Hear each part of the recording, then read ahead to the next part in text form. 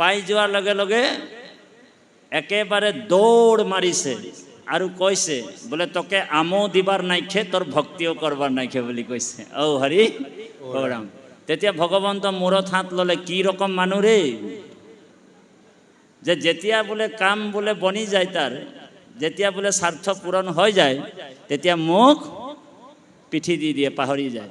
তো এই ব্যৱস্থাটো আপোনাৰ মোৰ আছে নেকি কেনেবাকৈ? ভকতি এইটোৱে, আমাৰ ব্যৱস্থাটো সেইটোৱে। আজি 10 টকা এটা অৰিহণা কোনোবা দিছে, 10 টকাতকৈ বেছি নিদিয়ে আইসকলে দেই, কিন্তু 10,000 টকা বিচাৰিছে আকৌ দেই। ভগৱানো ভাবে যে কি ৰকম মানুহৰে মোক 10 টকা এটা দিয়ে আৰু বিচাৰে বোলে 10,000 টকা। কিন্তু আজিলৈকে মোক কোনো বিচৰা নাই, মোৰ পৰা বিচাৰিছে, মোৰ পৰা চব বস্তু লাগে তেওঁলোকক, কিন্তু মোক কোনোদিনো নিবিচাৰে। সেইকাৰণে বাপ আইসকল, আজি আপোনালোক আমি এটা প্ৰতিশ্ৰুতি ভগৱন্তক দিব লাগিব যে আজি ভগৱন্তক ক'ব লাগে, হে প্ৰভু আপুনি মোৰ হৈ যাব লাগিব। আৰু ভগৱন্তক যদি আপোনালোক আমি যদি আপোন কৰি ল'ব পাৰোঁ, তো সংসাৰৰ বস্তু একো নাই বুলি কৈছে। সকলো বস্তু তেওঁৰ নিজৰ হৈ যায়, নাৰায়ণ পৰ হৈ যায়। সেইকাৰণে কৈছে ভাগৱতত, ই ৰাম জগতৰ আত্মা হৰি জানিবা নিশ্চয়, বোলে হৰি তুষ্ট ভইলে তুষ্ট জগত হয়। বোলে জগতৰ আত্মা হৰি জানিবা নিশ্চয়, বোলে হৰি তুষ্ট ভইলে জগত তুষ্ট হৈ যায় বুলি কৈছে। সেইকাৰণে আপুনি মই হৰিক তুষ্ট কৰিব লাগিব, ভগৱন্তক ক'ব লাগে, হে প্ৰভু আপুনি মোৰ হৈ যাওক, হয়নে বাৰু? যেতিয়া ভগৱানক আপুনি মই বিচাৰিম, তেতিয়া এই সংসাৰত আৰু দুৰ্লভ বস্তু আৰু পাবলৈ একো নাথাকে। সেইকাৰণে আজি আমি ভগৱন্তক যেনে তেনে কৰি আমি প্ৰাৰ্থনা কৰি, স্তুতি কৰি, শ্ৰৱণ কৰি, কীৰ্তন কৰি ভগৱন্তক আমি পাবলৈ যত্ন কৰিব লাগিব। এতিয়া পাঠভাগী আমাক বৰ সুন্দৰ এটা দৰ্শনত ওলাইছে, অজামিল উপাখ্যান। ইয়াত অজামিল অন্তিম সময়ত নাৰায়ণ নামটো উচ্চাৰণ কৰাৰ লগে লগে বিষ্ণুদূত 4জন আহিছিল আৰু যমদূত মানে 3জনক অস্ত্ৰ শস্ত্ৰত কমদুকি গদাৰে কোবাইছে আৰু অজামিল নামৰ মহাপাপীটোক কাঢ়ি লৈ ল'ল। আৰু এই 3টা যমদূত গৈ কিনি যম ৰজা তেওঁলোকৰ স্বামী যম ৰজাক গোচৰ দিছে, প্ৰভু বোলে তোমাৰ ডিপাৰ্টমেণ্টত আৰু চাকৰি নকৰোঁ বোলে, ফাইল পত্ৰ জমা দি দিলে, বোলে তোমাৰ ডিপাৰ্টমেণ্টত আৰু চাকৰি নকৰোঁ। তেতিয়া যম ৰজাই কৈছে, ঘটনাটো কি কচোন? বোলে তোমাৰ ডিপাৰ্টমেণ্টত আৰু চাকৰি নকৰোঁ, এই ফাইলটো জমা দিছোঁ, ৰচি চচি চব জমা দিছোঁ, পাপী জীৱবিলাকক আমি ধৰি বান্ধি আনিবলৈ যাওঁ, আৰু কোনোবা নিজৰ ল'ৰাটোৰ নাম নাৰায়ণ ৰাখিছে, কোনোবা গোপাল ৰাখিছে, গোবিন্দ ৰাখিব, আৰু ক'ৰ পৰা বিষ্ণুদূত 4জন নামি আহিব। অন্তিম সময়ত মানুহটোৱে নাৰায়ণ বুলি কৈ দিলে, নিজৰ ল'ৰাটোক মাতিছে, আৰু ক'ৰ পৰা বোলে বিষ্ণুদূত 4জন আহিছে আৰু আমাক দবা পিটা মানে মাৰ দি কিনি মৰিয়াই কিনি এই পাপী জীৱটো আমাৰ হাতৰ পৰা কাঢ়ি লৈ গুচি গ'ল। যম ৰজাক কৈছে, আমি আৰু চাকৰি নকৰোঁ বোলে, আপোনাৰ ইয়াত বোলে চব বস্তু লওক, বোলে যাওঁ। তেতিয়া যম ৰজাই কৈছে, ঘটনাটো কি ভালকৈ কচোন দেই বাবু। তেতিয়া যম ৰজাক যমদূতসকলে কৈছে যে এনেকুৱা ঘটনা, বোলে জীৱাত্মাটো অন্তিম সময়ত নাৰায়ণ বুলি স্মৰণ কৰিলে, নাৰায়ণ নামটো ল'লে। তেতিয়া যম ৰজাই কৈছে, কি বুলি ক'লে ভালকৈ কচোন? বোলে নাৰায়ণ নাম ল'লে। নাৰায়ণটো মোৰ স্বামীৰ নাম, তোমালোকক মাৰিলে নাই? বোলে মাৰিলে। ভাল কৰিলে। তেতিয়া যম ৰজাও কৈছে, ভাল কৰিলে বোলে। কেলে? বোলে নামৰ মহিমা নজনাৰ কাৰণে তোমালোক তালৈ গৈছিলা আৰু মাৰপিট খাই আহিছা আৰু কৈছা বোলে চাকৰি নকৰোঁ। বোলে নহ'ব, বোলে নামৰ মহিমাটো অকল কোনে জানে? 12জন বৈষ্ণৱে জানে, হয়নে প্ৰভু?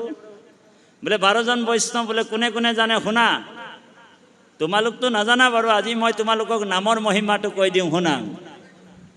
কোন কোন? ব্রহ্মা মনোহর, ব্রহ্মা মনোহর কপিল কুমার, হুক ভীষ্ম বলি রায়, প্রহ্লাদ নারদ জনক আমিহি 12 জন সমুদায়। হরির নামর গুইপ মহিমাক, জানি আছো শুদ্ধ ভাবে, যাক আচৰিলে থাৱতে বহিয়া, দুৰ্লভ মুকুতি পাবে। কি বুলি ক'লে যমৰাজাই? যে আমি 12 জন বৈষ্ণৱেহে হৰিৰ নামৰ মহিমাটো জানো। কোন কোন? বোলে ব্ৰহ্মা, মনু আৰু হৰ। হৰ মানে শিৱ।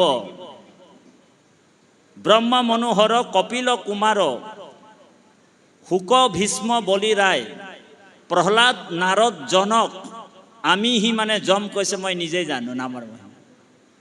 12 জন সমুদায় হৰিৰ নামৰ গুপ্য মহিমাক জানি আছো শুদ্ধভাৱে। শুদ্ধভাৱে আমি জানি আছো, যাক আচৰিলে থামতে বহিয়া দুৰ্লভ মুকুতি পায় বুলি কৈছে। গতিকে এই নামত তোমালোক কেতিয়াও সংশয় নকৰিবা। বহুত মানুহৰ নামত সংশয় আছে দেই, আপোনালোকৰ নাই বাৰু, কিন্তু বহুত মানুহ নামত সংশয় কৰে। প্ৰথমে প্ৰায়শ্চিত কৰ্মবিলাক কৰি লয়, ঢেৰ যাগ যজ্ঞ পূজা কৰি ল'ব, তাৰপিছত ক'ব হেৰি নহয় বোলে এটা কাম কৰোঁ, বোলে নাম এষাৰ নোগোৱালে নহ'ব নহয়, বোলে নাম গোৱাই দিব লাগিব। অ' হৰি অ' ৰাম, এনেকুৱা ব্যৱস্থা। কিন্তু নামক কি কৰিলে? তেওঁলোকে সেও জ্ঞান কৰিলে, বাকীবিলাকক ওপৰ কৰি দিলে, কিন্তু নামক কি কৰিলে? পিছ পেলাই দিয়ে। হয়নে প্ৰভু সমস্ত? সেইকাৰণে কৈছে নাম হৈছে সুপ্ৰিম পাৱাৰ, সুপ্ৰিম সোল।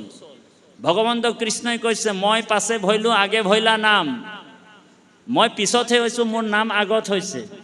সেইকাৰণে নামৰ মহিমাটো কেনেকৈ আনিছে ভগৱন্তই, আজি এই নামৰ মহিমাটো ইয়াত কৈছে। বৰ সুন্দৰ সাৱলীল কণ্ঠেৰে, কোকিল কণ্ঠেৰে আমাৰ ল'ৰাজন পাঠ কৰিলে। আৰু বাপজনে কি বুলি ক'লে আপোনালোক চাব পদবন্ধে, যে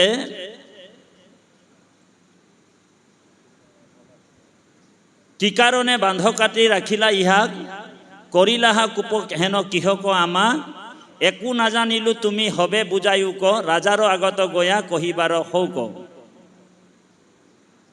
এতেকে বুলিয়া যমদূত নিশবদ, অন্য অন্য আলোচনতে চাৰি পাৰিষদ। কোনোবা অধৰ্মী মহাধৰ্মী কোনজন, একো নজানহ পাপ পুণ্যৰ লক্ষণ।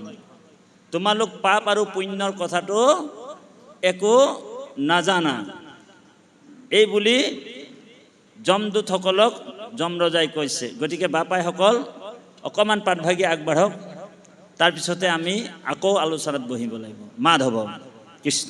হে ৰাম অচিন্ত মহিমা, নাম ধৰ্ম বিপৰীত, আৰ শংকা কৰহ নামত যমদূত। কোটি কোটি জন্মে যত পাতে কহনশীল, নাৰায়ণ বুলি বিপ্ৰে সবাকো বঞ্চিল। হেন ভকতক বান্ধ সাহ এত মান, গদাই কোবাই কিয় নলৈবো প্ৰাণ। এখনো আচহৰহি বিপ্ৰৰ কাষত, ধৰি নিবে লাগি চাহ আমাৰ পাছত হে ৰাম বৈষ্ণৱক জুংকাই আহি একটমানগ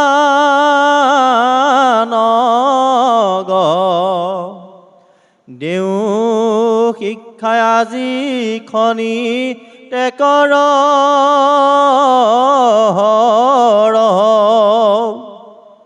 হাত নাক কাণ কাটি কৰো